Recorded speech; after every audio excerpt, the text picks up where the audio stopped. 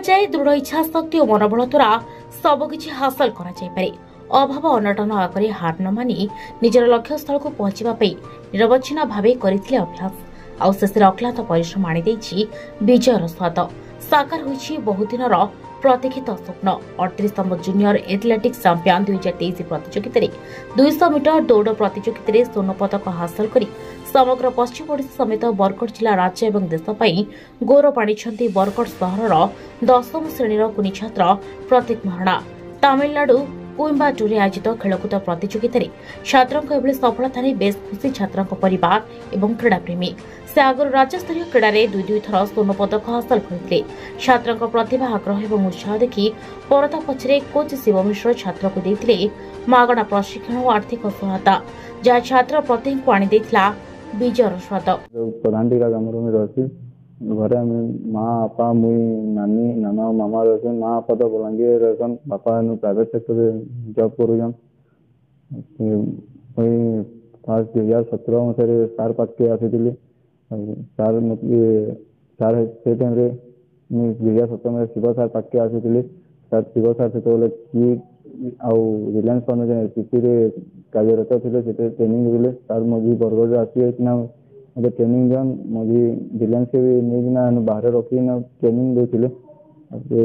आर्थिक अवस्था खराब थी से देखी रही ना पार्ली बरगढ़ रिटर्न कर घरे भी सपोर्ट नहीं मिलूला।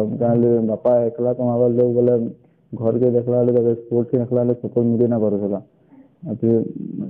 आसला प्रैक्टिस 2-3 बरस छाड़ी ଏହି ବରଗଡ଼ ଡାଙ୍ଗସ୍ଥିତରେ ଥିବା ଛୋଟିଆ ଖପର ଘର। ଅଭାବ ଅନଟନରେ ଚାଲୁଛି ଏହି ପରିବାର। ପ୍ରତୀକଙ୍କ ପିତା ଯୁଧିଷ୍ଠିରଙ୍କ ରୋଜଗାରରେ ପରିବାର ଚଳି ଆସୁଛି। ଅନ୍ୟପଟେ ପିଲାଙ୍କ ପାଠପଢ଼ା ବୋଝ ପରିବାର ପ୍ରତିପୋଷଣ ଦୁର୍ବିଷୟ ହୋଇପଡ଼ିଥିଲା। ଏସବୁ ପରେ ମଧ୍ୟ ପ୍ରତୀକ ହାର ନ ମାନି ଅଭାବ ଅନଟନକୁ ପଛରେ ପକାଇ ନିଜର ଲକ୍ଷ୍ୟ ହାସଲ କରି ସ୍ୱର୍ଣ୍ଣ ପଦକ ହାସଲ କରିପାରିଛନ୍ତି।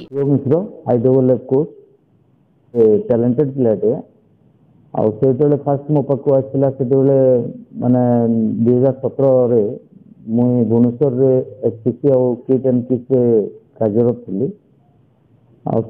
नहीं प्रैक्टिस प्रैक्टिस मुझे करूली।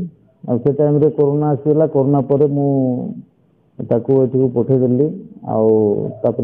इन आसिक जो रहीगला टे फाइनेंशियल परिस्थिति सुदृढ़ नहीं थे घरे से असुविधा से ट्रेनिंग पाठपुठा छाड़ी जाता। 2022 पर मुझे बैक कली बरगढ़ को से डाकी ट्रेनिंग स्टार्ट कली एंड विदिन 1 ईयर से जाकि स्टेट मीट रे भल प्रदर्शन कला। जेनटा 100-200 गोल्ड आसला प्लस 100 रेकर्ड होल्डर है 10.72 सेकेंड टाइमिंग नहीं से गोटे पर गोटे पाउच चढ़ी लगे। बरगढ़ सत्यजित दास रिपोर्ट हिरांचल लाइव।